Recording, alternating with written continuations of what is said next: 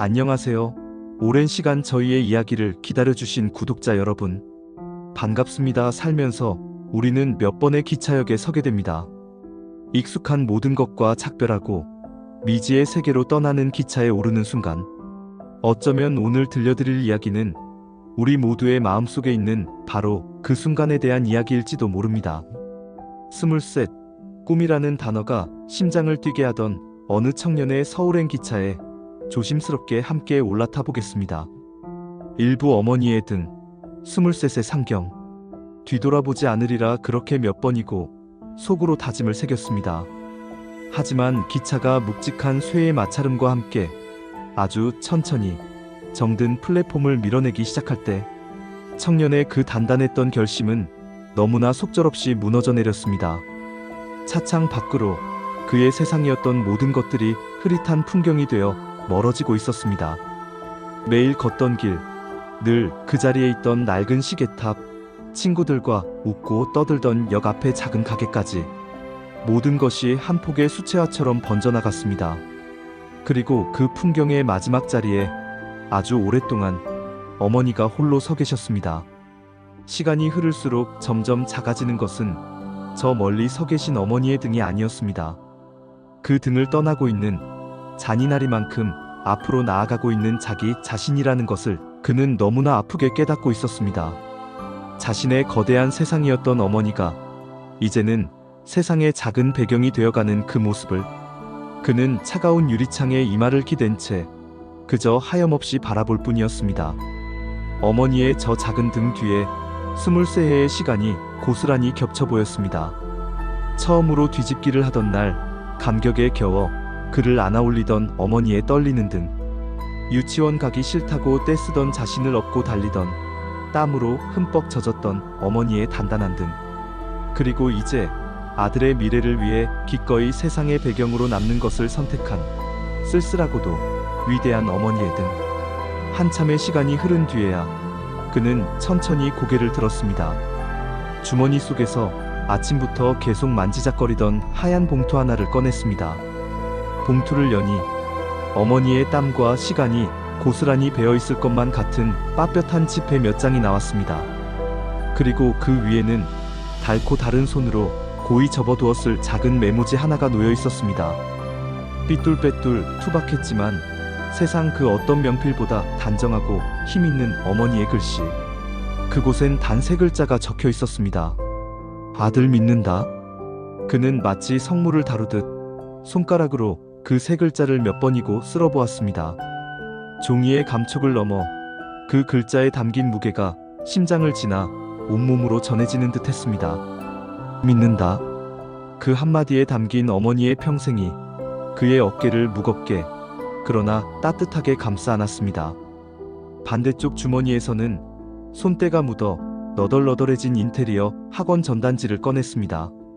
한 손에는 세상 가장 무거운 약속인 어머니의 믿음을, 다른 한 손에는 자신의 가슴을 뛰게 했던 오랜 꿈을.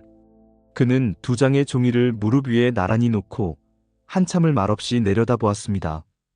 평생 아들만을 위해, 그리고 가족만을 위해 살아온 어머니.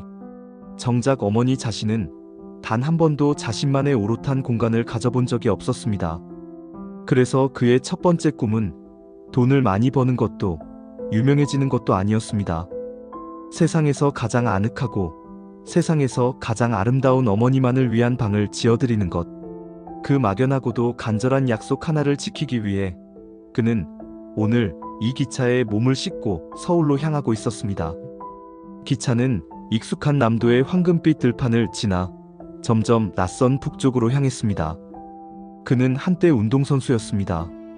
그의 세계는 명확했습니다. 이기는 법만을 배웠고 이겨야만 했습니다. 경기에서, 치열한 경쟁에서, 그리고 한계를 넘어서려는 자기 자신과의 싸움에서. 하지만 지금 그가 가는 이 길의 끝에는 명확한 승패가 없었습니다. 오직 무언가를 만들어내거나 혹은 만들어내지 못하거나, 꿈을 이뤄내거나 혹은 꿈 앞에서 좌절하거나, 그 2가지의 아득한 결과만이 존재할 뿐이었습니다. 어느덧 해가 서쪽으로 기울고 차창 밖을 채우던 푸른 논밭은 마치 약속이라도 한 것처럼 무채색의 거대한 아파트 단지로 변해갔습니다. 짙은 어둠이 내린 서울의 창밖으로 셀 수 없이 많은 불빛들이 저마다의 이야기를 품은 채 반짝이고 있었습니다. 저 수많은 불빛들, 저마다의 꿈과 사랑과 절망이 뒤섞인 저 불빛의 바닷속에 과연 내가 기댈 방 한 칸 있을까? 김민이라는 23세 이방인이 비집고 들어갈 아주 작은 틈이라도 있을까?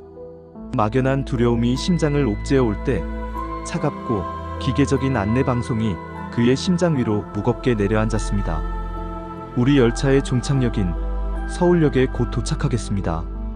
2부 금호동, 나의 첫 번째 성. 밤의 서울역은 마치 거대한 강물처럼 사람들로 넘실댔습니다. 저마다 다른 사연과 다른 목적지를 가진 이들의 거대한 흐름. 그는 어깨에 맨 낡은 가방끈을 고쳐 쥐고 그 인파의 흐름에 휩쓸려 정신없이 밖으로 빠져나왔습니다. 훅 하고 폐부를 찌르는 공기. 고향 목포의 비릿한 바다 내음과는 전혀 다른 냄새. 모든 것이 빠르게만 흘러가는 도시의 낯선 속도감이었습니다. 지하철과 버스를 몇 번이나 갈아타고 나서야 마침내 금호동에 도착했습니다. 낯선 도시는 마치 그의 각오를 시험이라도 하듯 가파른 언덕길의 연속으로 첫 인사를 건넸습니다.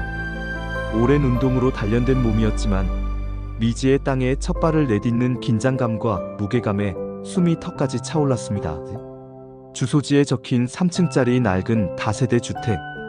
가로등 불빛에 의지해 좁고 가파른 계단을 한 칸 한 칸 따라 옥상으로 오르자 세월의 흔적을 이기지 못하고 칠이 벗겨진 옥색 철문이 그를 맞았습니다. 주머니에서 열쇠를 꺼내 자물쇠를 여는 순간 오랫동안 주인을 기다린 이 공간의 모든 냉기가 그의 온몸을 훅 하고 덮쳐왔습니다. 한쪽 벽이 비스듬히 기울어져 있어 마치 세상의 중력에서 살짝 벗어난 듯한 공간.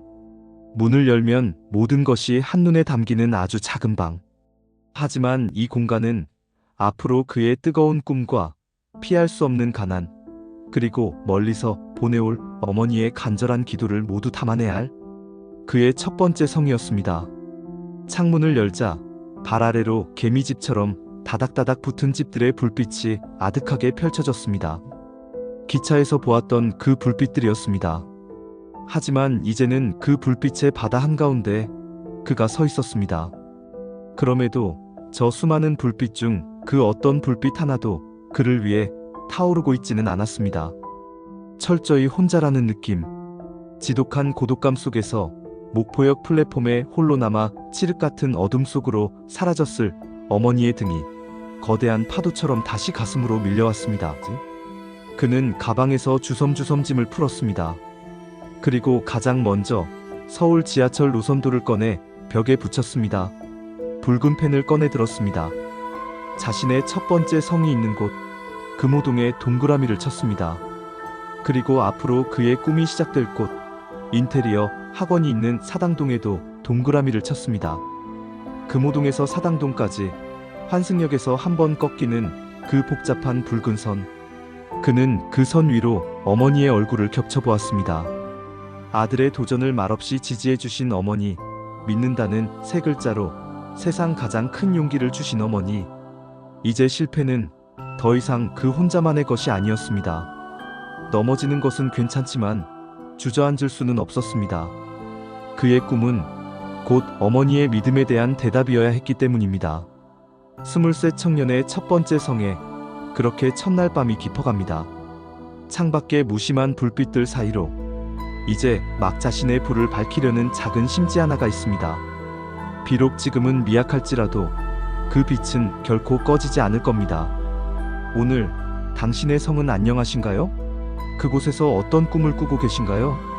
여러분의 소중한 이야기도 언젠가 들을 수 있기를 바라며 오늘 이야기는 여기서 마치겠습니다. 편안한 밤 되십시오.